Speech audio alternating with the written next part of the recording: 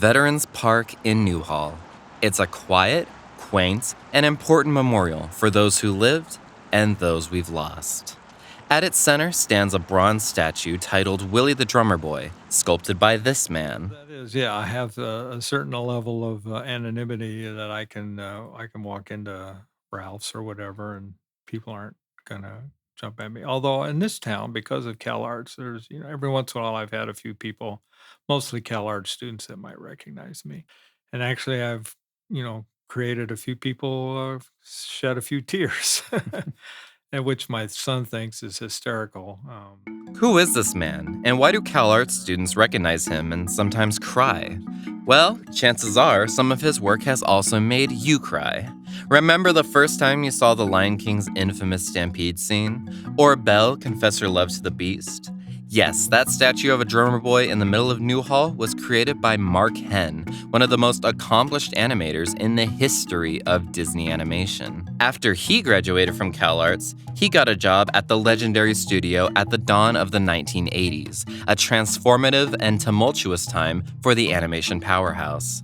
There was just a handful of artists left that from the original generation, from Walt's generation, and then you had this influx of new, very eager beaver young artists like myself who had clearly, our own ideas about what we thought about Disney animation and how we wanted to continue it, but we also wanted to put our own mark on it. And so I went through the process was to come into the studio if you were hired, and you went with into the training program with Eric Larson, who was one of Walt's 9 old men.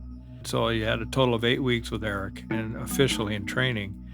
Then you were assigned to production. So for me, I was assigned to Glenn as he saw my personal test. He was part of the review board, and he thought we'd work out well, that my style kind of fit with his style. So I joined his unit at the end of Fox and the Hound as his assistant. 1981's The Fox and the Hound was a modest box office success, but was a far cry from the studio's heyday. But by the end of the decade, Disney would be on top of the world once again, sparking an era now known as the Disney Renaissance. Little Mermaid, Beauty and the Beast, Aladdin, Lion King, you know what I'm talking about. At the studio, Mark was known as the Princess Guy. It kind of happened just by the sheer fact that I've animated, I think there's officially 12 princesses in the Disney canon of princesses, and I've animated almost half of them. People said, why? And I said, well, we keep picking stories that feature a strong leading lady.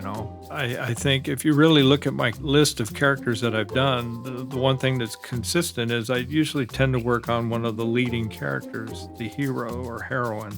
With a repertoire of Belle, Jasmine, Simba, and more, he has to have a favorite, right? I've enjoyed all of them, really. People ask that all the time, and I do give a ever infinitesimal, very small edge to Mulan, largely because it was the first feature that we did in Florida. Let's jump back to that statue, though. How does a key animator at one of the biggest animation studios on Earth wind up sculpting a Civil War statue in this quiet SoCal suburb?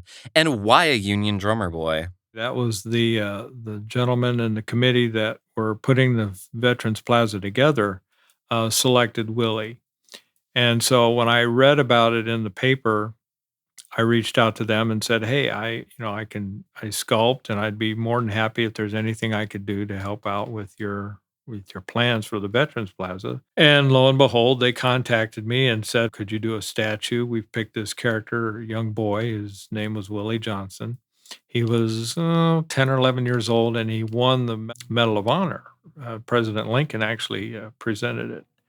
But he won it for basically doing his duty, and they wanted that as the emphasis in the Veterans Plaza, and they wanted to make it accessible for a young generation today to see that you don't have to be a GI Joe kind of a guy to earn a medal or do make a difference. I've been working with some good friends of mine that I worked with at the studio, Bert and Jen Klein. But Jen and I share a real passion for American history. So they have their own little production company called Picnic Productions. And she came up with the idea of doing a series of films or short films retelling the American Revolution through dogs and cats. So it's called the Americanine Revolution. So you have the cats or the British and the dogs, the American colonies, or yeah, Americanine colonies. Anything you can imagine, anything you can envision can be created, and through, whether it's hand drawn or now with the computer technology.